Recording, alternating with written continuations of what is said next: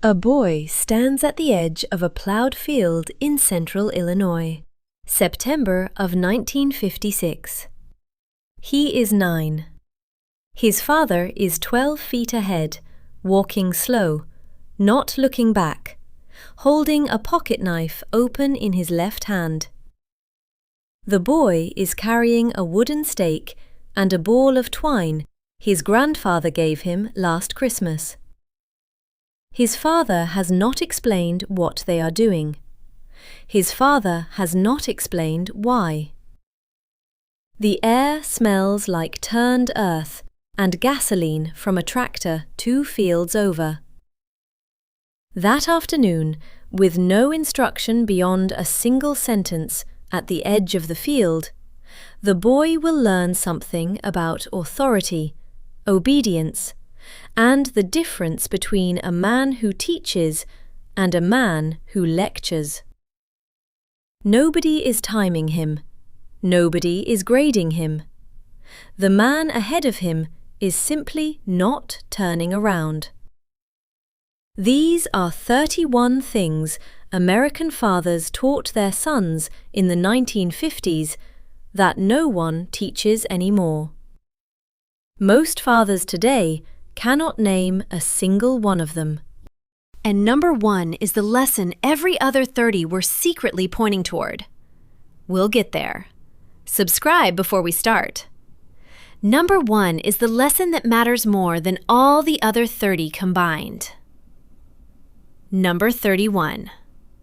A boy in Dayton, Ohio, around 1953, watches his father sharpen a kitchen knife on the bottom of a coffee cup.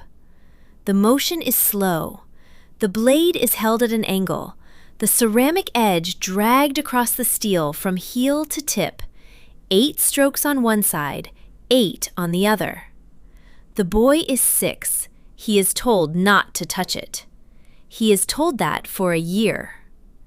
On his 7th birthday, the knife is placed in his hand and the cup is placed in front of him, and he is allowed to break it. By 9, he sharpens hatchets, chisels, and his own pocket knife with the same motion. By 11, he can take a dull axe and put an edge on it. His father calls field sharp. Sharp enough to shave the hair off his own forearm. Sharp enough to bite a hatchet mark into a pine 2x4 with one stroke. He sharpens the pencil in his school desk with a paring knife the teacher pretends not to see. A man today owns 6 kitchen knives, none of them sharp, and replaces them every 2 years.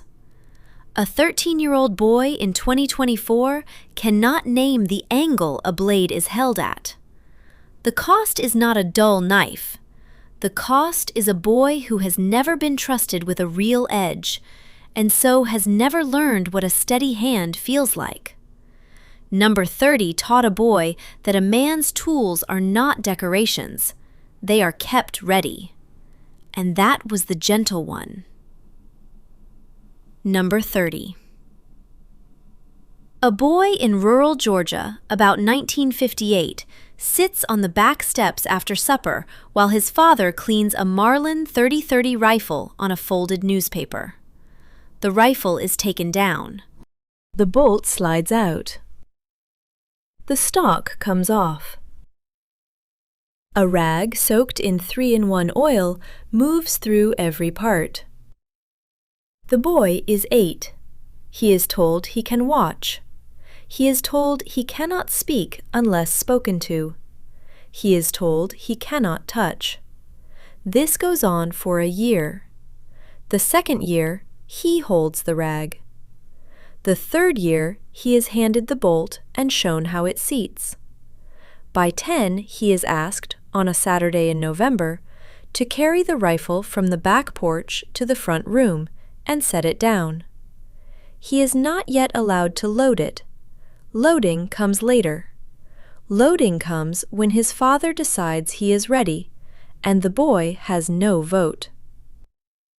A 21st century boy turns 13 and watches a YouTube video about how to handle a firearm.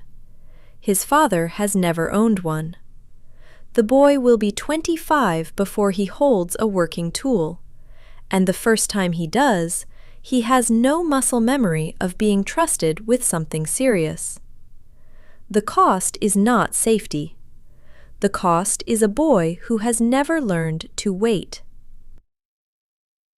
Number 29. A father in Newark, New Jersey, around 1954, takes his son, age 7, to a print shop on Springfield Avenue. The son watches a man named Mr. Calabrese lock a form of type into a Chandler and Price press and pull the lever. The boy is told to stand back. The boy is told why. The press is not a toy. The press can take a handoff at the wrist, and the boy should know this before he finds out the wrong way. The next Saturday, the boy is allowed to ink a form. The Saturday after that, he is allowed to set a single line of type from a California job case. The Saturday after that, he pulls the lever himself, with Mr. Calabrese's hand on his. By 9, the boy can run a small job start to finish and knows the smell of linseed oil and mineral spirits the way another boy knows the smell of a baseball glove.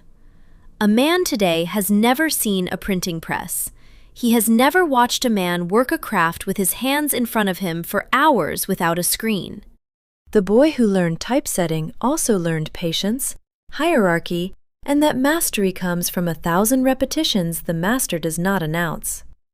The cost of losing the print shop is not a lost trade.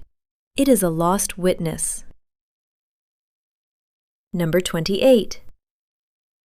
A boy in Cedar Rapids, Iowa, about 1955, age 10, is handed a ball-peen hammer and a piece of cold-rolled steel and told to make a coat hook. The father does not draw a picture. The father does not explain metallurgy. The boy is told to bend the steel until it bends back, then bend it again, and to keep going until he understands why some days the metal gives and some days it does not. The boy bends the steel for 2 hours. He cuts his thumb once. He does not stop. He makes a hook that looks like something a dog dragged in. His father nods and hangs a coat on it. The coat falls off in the night. The next weekend, the boy makes another. By the 3rd one, it holds. By the 10th, it holds a winter coat without complaint. A modern boy has never heated and bent metal. He has never failed at a physical task, started over, and felt the day he finally got it. The cost of the lost hook is not a missing object on the wall. It is a boy who has never learned that mastery is the residue of repetition. Number 27.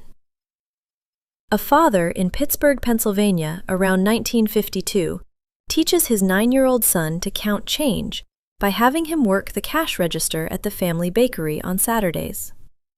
The register is a national 6-drawer brass bound, the kind with the bell on top. The boy is told the customer is always right, but the till is always counted. He learns to make change without looking up. He learns the bell. He learns to hear the difference between a penny and a nickel by sound. By 10, he can count back change to a customer in his head faster than the customer can add. By 12, he is closing the drawer alone on a Saturday night and writing the total in a leather-bound ledger his father gave him for his birthday. The boy has a pocket full of coins and a number in a book, and a man who trusted him with both. A 21st century boy pays with a card his mother gave him, has never balanced a ledger, has never heard a cash register ring. The cost of the lost till is not arithmetic. It is the absence of the moment a father hands his son a number that matters and lets him own it. Number 26. A boy in Mobile, Alabama, about 1957, age 8, is sent to the back porch with a bar of lava soap, a bucket of rainwater, and a 30-foot length of 1/2-inch manila rope. He is told to wash the rope. He is told to coil it.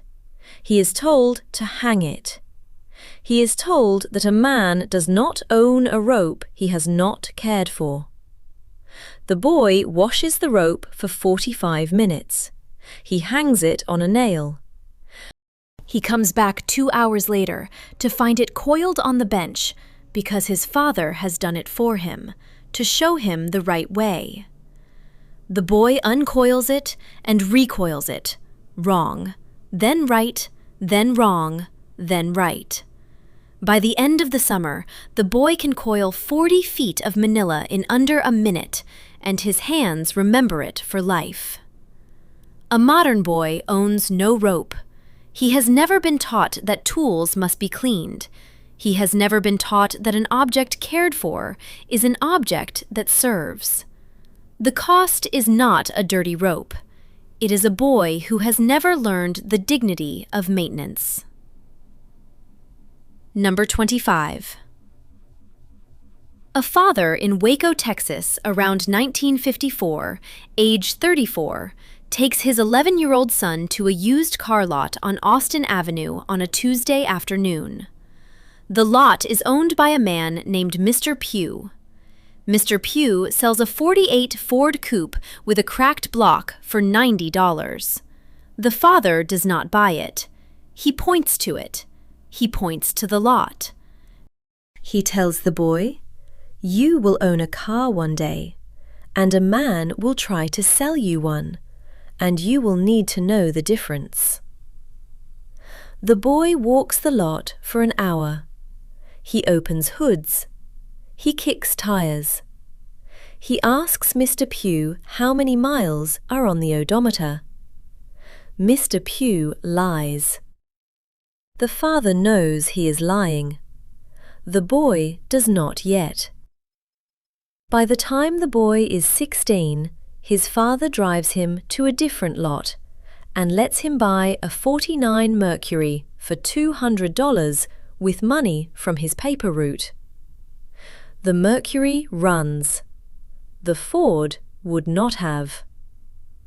The boy on the plowed field at the start of this video. We are coming back to him, but not the way you think. Number 24.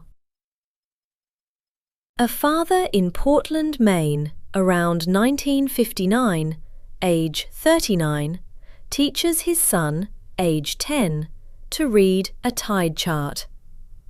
Not by sitting the boy down at the kitchen table. By taking him to Casco Bay at 4 in the morning on a Saturday, the two of them in a 12-foot clinker-built skiff with a 2-horsepower Johnson outboard, and handing him the chart and saying, "Tell me when we can cross the bar." The boy reads the chart wrong the first time. They wait. The boy reads it again. They cross. The boy reads it right every time after that, because the wrong reading cost him an hour on a cold bay, and the right reading saved it. The father has not explained the chart. The chart has explained the chart. The boy has learned to read because the reading mattered. A modern boy does not read a tide chart because no one needs him to. He has never been the one person whose reading of a chart moved a small boat through cold water at dawn. The cost of the lost chart is not the inability to read water. It is a boy who has never been the person the morning depended on. Number 23. A boy in Milwaukee, Wisconsin, about 1951, age 9, watches his father wire a 2-prong plug for a lamp his mother wants in the reading nook. The father strips the wire with a pocket knife, twists the strands, loops them clockwise around the terminal screws, tightens them with a 4-inch screwdriver. He does not plug it in. He hands the boy the lamp and tells him to plug it in. The boy hesitates. The father tells him again. The boy plugs it in. The lamp comes on. the boy learns that a man wires something only after he is sure. A man tests something only after he has built it. A man trusts a boy only after the boy has watched long enough to deserve it. By 11, the boy is wiring drop cords for the workshop. By 13, he is replacing a wall switch. A modern boy has been told to never touch wires. He has been told the danger comes first. He has never been told the danger comes after the discipline. The cost of the lost wire is not a boy who cannot rewire a lamp. It is a boy who has never been trusted with something that can hurt him. Number 22. A father in Birmingham, Alabama, around 1956, age 41, takes his 12-year-old son to a dirt oval outside Leeds on a Saturday night. Stock car racing. The father knows a man named Junior who runs a '49 Ford Flathead. Junior lets the boy sit in the car. The father tells the boy to listen to the engine. Listen to the cam. Listen to the lifter tick. Listen to the rod knock versus the valve tap. The boy listens for an hour. The next Saturday, Junior lets the boy hold the helmet. The Saturday after that, Junior lets the boy sit in the car again while it idles. By the end of the summer, the boy can tell the difference between a sick engine and a tired engine by sound alone, the way his father could tell the difference between a sick cow and a tired cow. A modern boy has never sat in a running race car. He has never heard an engine at idle in a closed garage at midnight and known what it meant. The cost of the lost engine is not mechanical knowledge. It is a boy who has never been trusted to listen. These 12 things have one thing in common, and the next 19 will sharpen it. Every one of them was taught by a father who did not explain why he was teaching it. Every one of them was learned by a boy who was not told he was learning. None of them came with a certificate. All of them came with a man in the room who expected the boy to be there. The father of 1956 was not a better man than the father of 2024. He had simply not yet been replaced. Number 21. A father in Sacramento, California, around 1953, age 36, sits at the kitchen table on a Sunday morning with his 11-year-old son and the morning paper. The father reads the front page. The boy is told to read the editorial page. The father does not explain the difference. The father does not explain what an editorial is. The boy is told to come back in an hour and say what he thinks. The boy comes back in an hour. The boy has opinions. The father listens. The father does not agree. The father does not disagree. The father asks one question. The boy answers. The father asks another. By noon, the boy has defended an idea he did not have an hour before, and the defense was his own, and the man across the table did not save him from it. A modern boy is not asked to defend ideas at his own kitchen table. He is asked to perform on screens. The cost of the lost editorial page is not literacy. It is the loss of the first time a boy was asked to hold an opinion against a man and to keep holding it. Number 20. A boy in Topeka, Kansas, about 1958, age 10, watches his father write a letter to his brother in the Army, stationed at Fort Hood. The father sits at the typewriter, an Underwood noiseless portable, and types slowly with 2 fingers. The boy is told to sit across the table and write his own letter, to his uncle, about whatever he wants. The father does not help. The father does not correct. The boy writes 4 sentences. He misspells 3 words. He puts the letter in the envelope, licks the stamp, and addresses it himself. The letter arrives in Texas. The uncle writes back. The boy keeps the letter in a drawer. The boy is now a correspondent. The boy now has a man in his life outside his father who knows him by his own hand. A modern boy has never licked a stamp. He has never written a man a letter with 2 fingers and waited 2 weeks for the reply. You may already be seeing the pattern. Every one of these has one thing in common. We will name it at number 6. Number 19. A father in Detroit, Michigan, around 1955, age 37, takes his 9-year-old son to a barbershop on Mack Avenue on a Saturday morning. The barbershop has 4 chairs. The barbers are named Pete, Sal, Vito, and a black man named Mr. Henderson, who has the last chair by the window. The father sits in Mr. Henderson's chair. The boy sits in the waiting bench and is told not to speak. The boy watches his father nod at Mr. Henderson. The boy watches Mr. Henderson lather the father's face. The boy watches the straight razor move across his father's neck.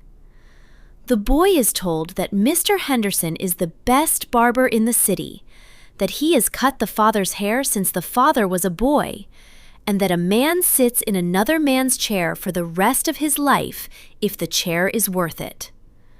A modern boy has never watched a man submit to another man's hands for 30 minutes without speaking. He has never been inside a room where 4 generations of trust were visible in the tilt of a chair. The cost of the lost chair is not a haircut. It is a boy who has never seen loyalty across difference. Number 18. A boy in Wheeling, West Virginia, about 1952, age 11, watches his father gut a deer on the back porch on the first day of buck season. The father works alone. The father works with a buck knife, model 110. The boy is told he can watch. The boy is told that if he is going to eat meat, he will know where it comes from. The father separates the animal into parts the boy will later recognize on a plate. The boy learns that a deer is not a hamburger. The boy learns that a deer is a life, and a weight, and a temperature, and a smell. The boy learns that his father is not sentimental about this and not ashamed of it, and that the absence of either is the mark of a man who understands what he is doing. A modern boy eats chicken from a plastic tray in a grocery store and has never seen the bird. The cost of the lost buck is not a lost skill. It is a boy who has never been taught that a man respects what a man takes. Number 17. A father in San Antonio, Texas, around 1957, age 42, sits with his 10-year-old son in the cab of a 46 Chevrolet pickup on a Friday night in July. The truck has the windows down. The father is drinking a bottle of Pearl beer, and the boy is drinking a knee-high grape soda the father bought him at a filling station. They are parked on a hill overlooking the city. They have not spoken in 40 minutes. The father does not turn the radio on. The boy does not need him to speak. The boy is learning that a man can sit with another man and not need to fill the air. The boy is learning that presence is not performance. The boy is learning that the hill is the lesson and the silence is the teaching, and the bottle of pearl is just a bottle of pearl. A modern boy has never sat in a truck with his father and not been entertained. He has never been expected to simply be there. The cost of the lost hill is not a lost view. It is a boy who has been taught that silence between men is a problem to be solved. Number 16. A boy in Hartford, Connecticut, about 1954, age 9, is told by his father to be at the back door of the house at 6 o'clock sharp the following Saturday. He is not told why. He is not told where. He arrives at 6. His father is in a wool coat. They walk to a diner on Main Street. His father orders 2 coffees. The boy is given coffee with milk and 1 sugar. They eat toast and eggs. They do not speak about the surprise. The surprise is the diner. The surprise is the morning. The surprise is that his father chose him for a Saturday morning and chose no one else. The boy is told, when the plates are cleared, that a man takes his son to breakfast when the boy is ready, and that being ready is not a thing the boy decides. The boy did not know he was ready. His father knew. A modern father schedules the breakfast around soccer. A modern boy is told the breakfast is for his achievement. The cost of the lost diner is not a meal. It is a boy who has never been chosen for a morning by a man who did not explain the choosing.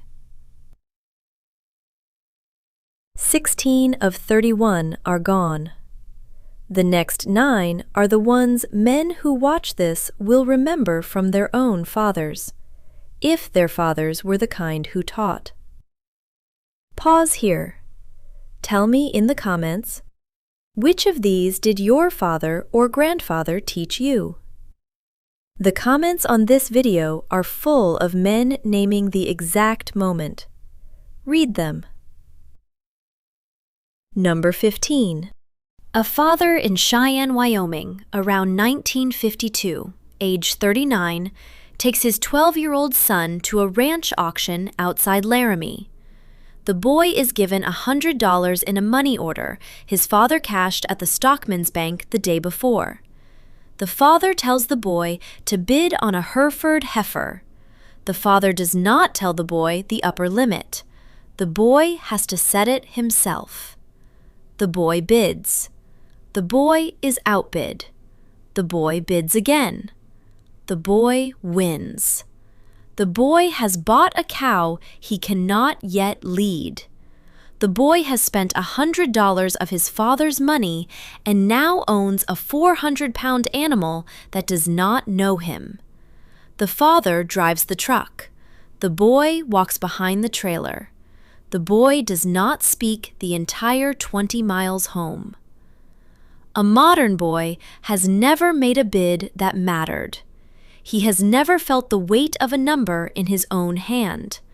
The cost of the lost heifer is not a cow. It is the loss of the moment a boy holds a man's money and a man's trust at the same time. Number 14. A boy in Schenectady, New York, about 1956, age 8, is sent by his father to borrow a tool from a neighbor 2 houses down. The tool is a brace and bit. The father has one of his own. The father wants the boy to learn to ask. The boy has never knocked on the neighbor's door alone before. The father is in the garage. The father is not coming with him. The boy knocks. The neighbor, a man named Mr. Foley, opens the door. The boy says, "My father says may he borrow your brace and bit, and he'll return it Monday." Mr. Foley hands it over. Mr. Foley says, "Your father is a good man." The boy walks home with the brace and bit. The boy has now performed a transaction with another man. The boy has now represented his father. A modern boy has never knocked on a stranger's door to ask for a thing on behalf of his father. He has never carried a man's good name in his hand. The cost of the lost brace is not a tool. It is the loss of the moment a boy walks home, representing someone who trusts him to walk out the door. Number 13. A father in Salt Lake City, Utah, around 1959, age 44, calls his 13-year-old son into the bathroom on a Tuesday evening after supper. The father is shaving with a gem single-edge razor. The father hands the boy the razor. The father hands him a brush and a cake of Williams mug soap. The father tells the boy, "Today, you shave." The boy has not yet needed to shave. The boy is told that he does not need to wait until he needs to shave. The father explains that a man prepares for the day he will need to before the day arrives. The boy lathers. The boy takes the razor to his face. The boy nicks himself under the jaw. The father hands him a square of toilet paper and a styptic pencil. A modern boy is given an electric razor at 16 with instructions attached. He has never been taught by a man with a single blade and a bar of soap. The cost of the lost gem is not a shave. It is the loss of the morning a man teaches his son to be ready for the day the boy becomes a man. You may already be seeing the pattern. Every one of these has one thing in common. We will name it at number 6. Number 12. The boy on the creek bank at the top of this video. He is the boy from number 28, still beside the same water, a year older. He is now 9. The father has told the boy may fish alone in the morning for as long as he wants. The father has said, "I will come down at noon." The boy is fishing for bass with a Shakespeare Ubangi. The boy has rigged it with a frog pulled from the mud behind the house. The boy hooks a fish. The boy fights the fish for what feels to him a long time, perhaps 4 minutes. The boy brings the fish in by hand. The fish is larger than his forearm. The boy does not have a stringer. The boy does not have a creel. The boy looks at the fish and at the water and at the bank where the father will arrive at noon. The boy decides to release the fish. The boy slides it back. The father arrives at noon. The father asks what the boy caught. The boy says, "I caught a big one and let it go." The father nods. The father says nothing else for 10 minutes. Then the father says, "That was the right choice." The boy has made a decision no one saw. The boy has decided alone. The boy has learned that a man can hold a thing, look at it, and put it back. The cost of the lost bass is not a fish. It is the loss of the moment a boy first decides for himself what kind of man he will be when no one is watching. The creek bank boy will return at number 6, and the answer we are building toward sits on that same bank. Number 11. A boy in Lubbock, Texas, about 1954, age 10, is asked by his father to deliver a set of work gloves to a man 3 miles away on a county road. The man is a tenant farmer named Mr. Acosta. The boy is told to ride the bicycle, hand over the gloves, and thank the man for the loan of his post-hole digger the previous week. The boy has never met Mr. Acosta. The boy has never been told that a man returns what he has borrowed. The boy rides. The boy knocks. The man opens the door. The boy says, "My father says thank you for the digger, and here are your gloves." The man invites the boy in for a glass of well water. The man asks the boy his name.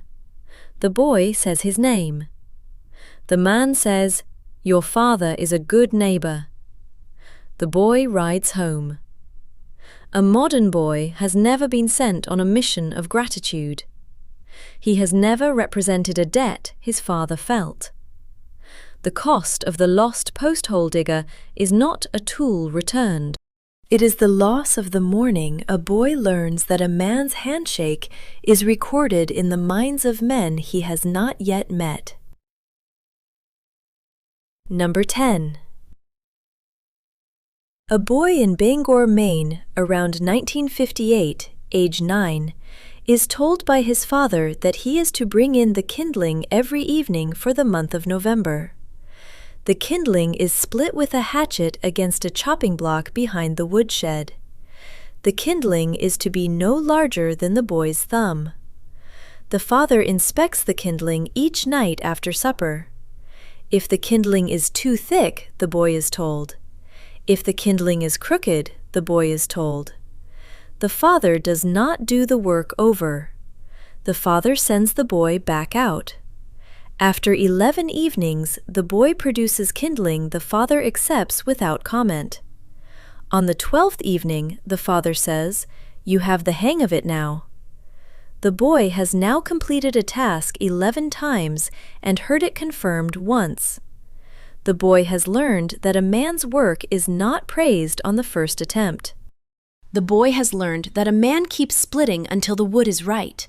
The cost of the lost kindling is not firewood. It is the loss of the evening. A boy learns that repetition is the price of skill. Number 9. A boy in Detroit, Michigan, about 1957, age 11, is given a 1949 Ford Coupe with a stuck engine by his father. The father tells the boy the car is the boy's if the boy can get it running. The father does not help. The father points the boy to a neighbor, Mr. Vital, who has a garage behind his house on Tyreman Avenue. The boy knocks on Mr. Vital's door. The boy asks if Mr. Vital will teach him to work on engines. Mr. Vital says, "I will teach you if you show up." The boy shows up. The boy cleans a carburetor. The boy replaces a set of points. The boy turns a wrench until his hands blister. The boy starts the engine one Saturday in October. The boy drives the car into the alley. A modern boy has never been given a machine that does not run and told to bring it back to life. He has never had to ask a neighbor for instruction. He has never driven a car he rebuilt himself. The cost of the lost Ford is not transportation. It is the loss of the Saturday a boy becomes a mechanic of his own life. Number 8. A boy in Lynchburg, Virginia, around 1955, age 12, is taught by his father to read a map with a Delorme gazetteer of the state. The father spreads the gazetteer on the kitchen table. The father asks the boy to plan a route to a town the father has never been to. The boy is told to write down the highways, the mileages, the places he will stop for gas. The boy is told to estimate arrival time at 15 miles an hour below the posted speed, because a man plans for what the road will actually give him. The boy works for an hour. The boy hands the route to the father. The father reads it. The father says, "You are ready." The boy and the father drive the route the next Saturday. A modern boy has never unfolded a paper map. He has never estimated fuel stops. He has never read a road for himself. The cost of the lost gazetteer is not navigation. It is the loss of the evening a boy learns to read the world before he moves through it. Number 7. A boy in St. Paul, Minnesota, about 1953, age 12, is told by his father that the boy must now mow the lawn without being asked. The father does not explain. The father says, "Look at the yard each evening. When it needs cutting, cut it." The boy mows a buffalo reel push mower. The boy mows the front yard, the backyard, the strip along the alley, the patch behind the garage. The boy does this every 7 to 10 days for the rest of the summer without being reminded. The father notices. The father never says thank you. The father says, in the 3rd week of August, a man keeps what is in front of him. A modern boy has never maintained a thing on his own observation. He has never kept a yard, a room, a dog, a car, without a reminder. The cost of the lost buffalo reel is not a lawn. It is the loss of the summer a boy learns that a man keeps what is in front of him before he is asked to. The lawn, the gazetteer, the Ford, the kindling, the neighbor's brace and bit, the heifer at the auction, the bobcat under the porch, the boy with the hatchet on the chopping block at his father's side. 25 of these have now passed. 6 remain. What we have been building toward is not a checklist. It is a single capacity. A boy in 1955 left his father's house holding 30 skills and 1 trait. The trait was the lesson. The skills were the tuition. Number 6 names the trait. Number 1 is the moment a boy lives it. Number 6. The boy on the creek bank, the boy from the opening, the boy from number 28, the boy from number 12, is now 11. The father has been working beside him on the chopping block for 3 years. The father has sent him to neighbors. The father has sent him to the auction. The father has taught him to choose a fish and release it. The boy is standing alone on the bank with a Zebco 33 and a closed-face spinning reel. The boy is not waiting for his father. The boy is waiting for himself. The boy sees a movement in the water. The boy does not cast. The boy watches. The boy watches the way his father taught him by the act of his father watching the same creek. The boy watches for the long minute his father would have watched. The boy casts. The boy sets the hook. The boy lands a smallmouth by hand.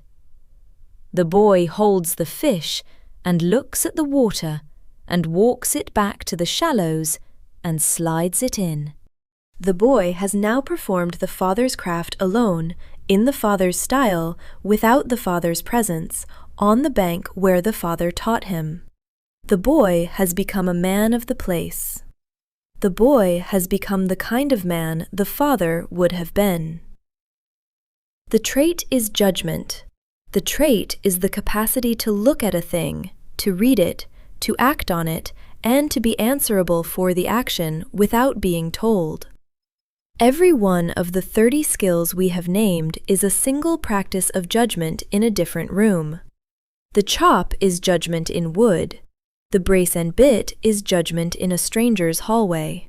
The heifer at auction is judgment in a man's money. The kindling is judgment in repetition.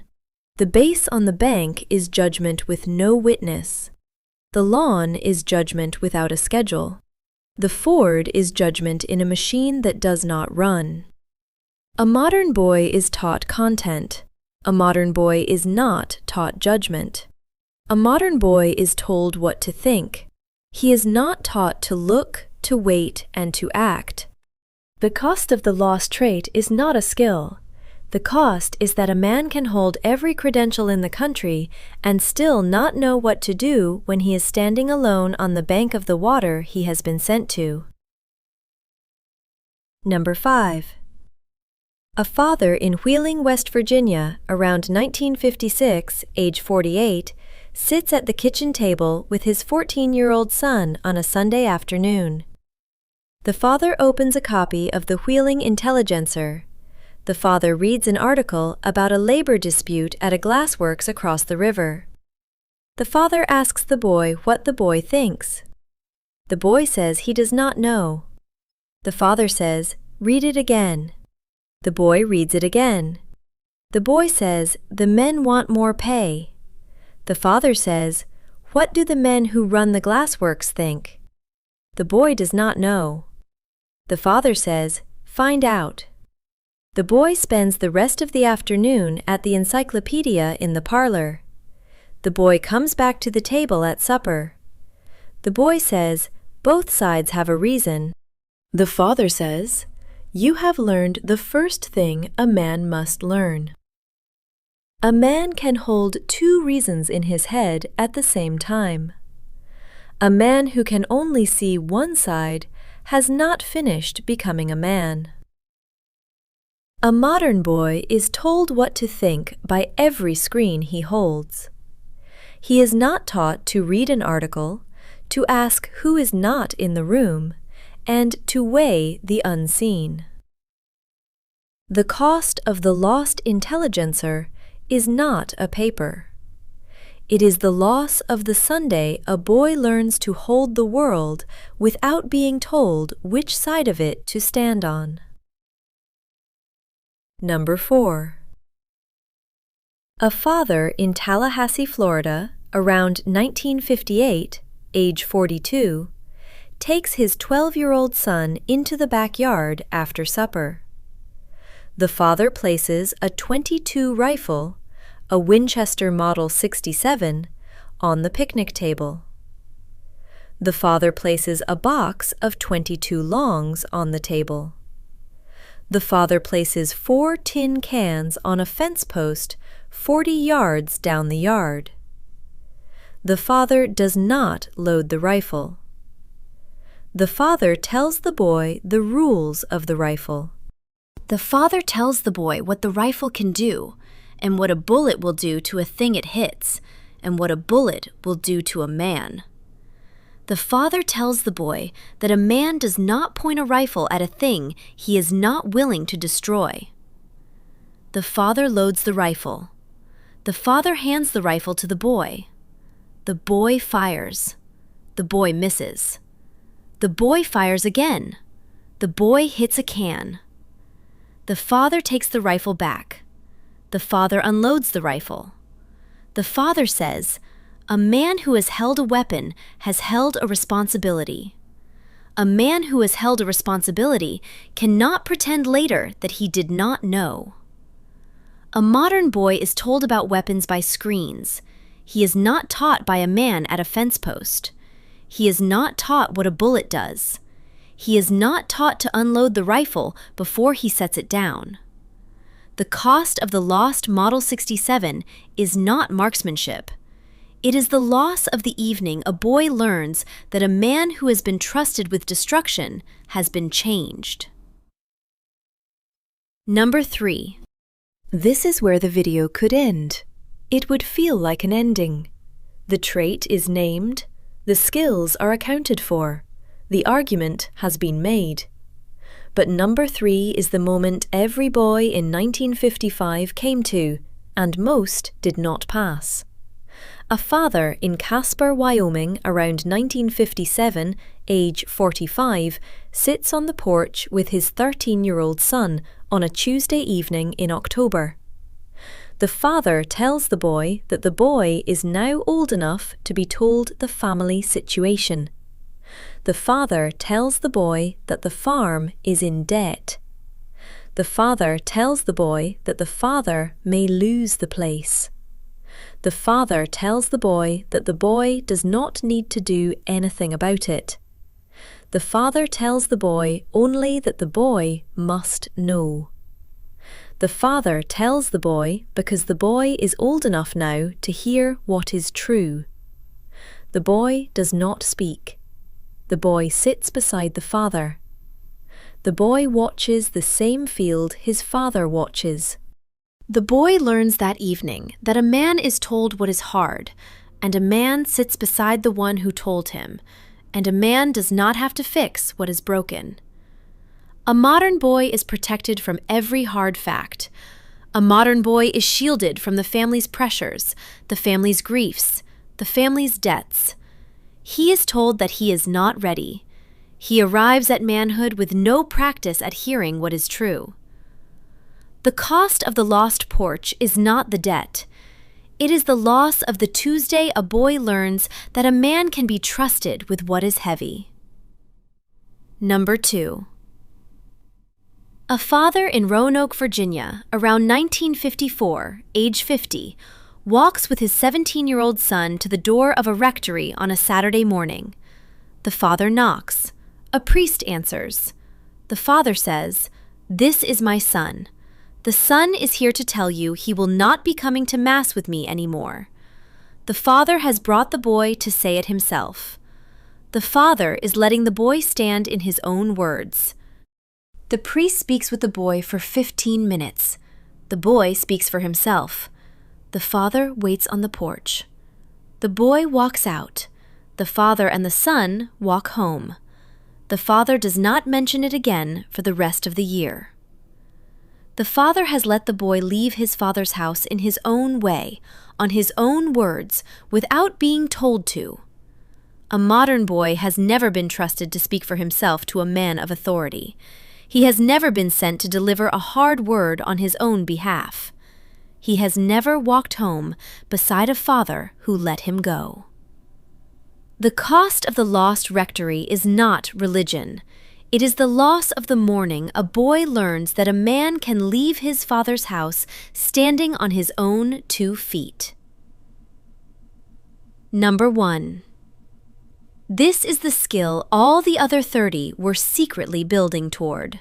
This is the moment, the chopping block, the brace and bit, the heifer at auction, the kindling, the lawn, the gazetteer, the ford, the creek bank, the rectory, the Tuesday on the porch, the Sunday at the table, the Saturday at the fence post, were all teaching. A boy in Topeka, Kansas, around 1955, age 13, is told by his father one evening in May that the father has something to tell the boy. The father sits at the kitchen table. The boy sits across from him. The father tells the boy that the father is dying. The father tells the boy that the father has perhaps a year. The father does not weep. The father tells the boy the names of the men the father wants the boy to keep knowing. The father tells the boy the place where the deeds are kept. The father tells the boy the location of the family Bible. The father tells the boy that the boy is the man of the house now and that the boy is ready. The boy does not speak. The boy sits across the table from his father. The boy looks at his father's hands. The boy looks at the table. The boy looks at his father again. The boy says, "I will take care of it." The father nods. The father says, "I know you will." The boy has now received the weight of a man's house. The boy has been trusted with what a man trusted him with. The boy has become the man his father raised him to be, by the act of his father handing him the house. This is the skill, not a skill. A man can be trusted with what is heavy.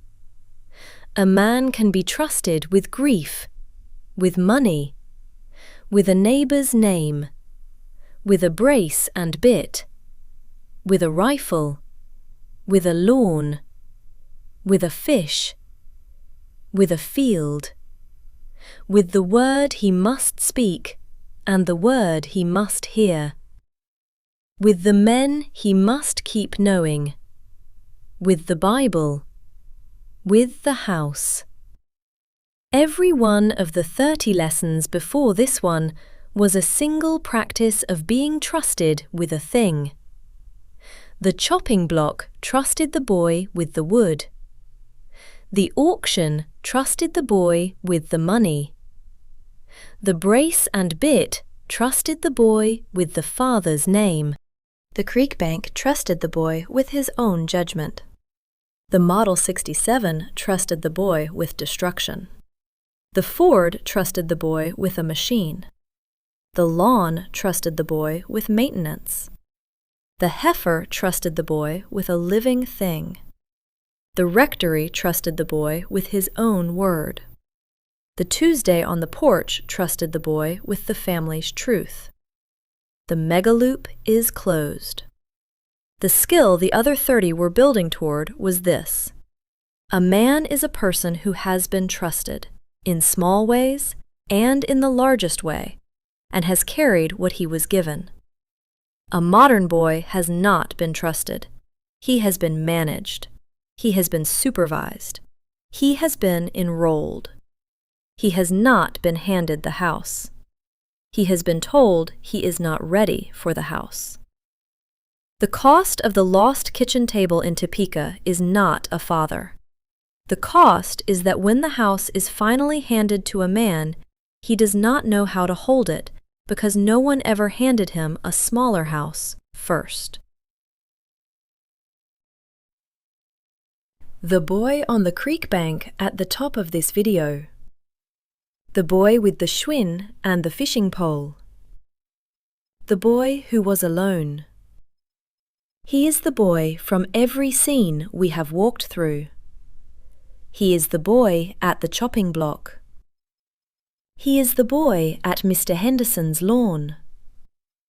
He is the boy at the door of the rectory. He is the boy at the table in Topeka. What was lost in 1955 and the years around it was not a list of skills. What was lost was a civilization's habit of handing the weight of the house to a boy, one piece at a time. What was lost was the porch, and the chopping block, and the auction, and the neighbor's door, and the breakfast table, and the Tuesday evening, and the Saturday morning, and the Sunday afternoon, and the rifle, and the lawn, and the fish, and the creek bank. What can be recovered is not the year. What can be recovered is the act. A man who is a father today can hand one thing to his son this week. One tool, one chore, one errand, one hard truth, one moment of trust that the boy does not feel ready for. The boy is ready.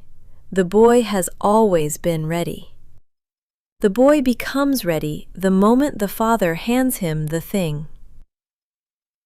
Which of these did your father teach you? Tell me in the comments.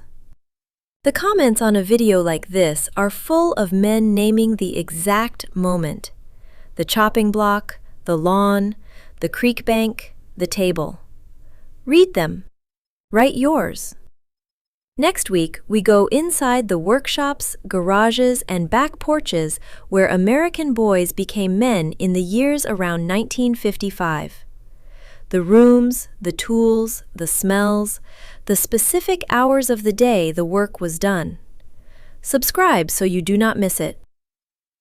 The boy on the creek bank has now stood there for 31 lessons. The boy has caught a fish and let it go. The boy has driven a Ford he rebuilt. The boy has spoken a hard word at a rectory door. The boy has held his father's house in his hand and said the words his father taught him to say. The boy walks up the bank toward the kitchen door where the light is on and the table is set, and the father is waiting.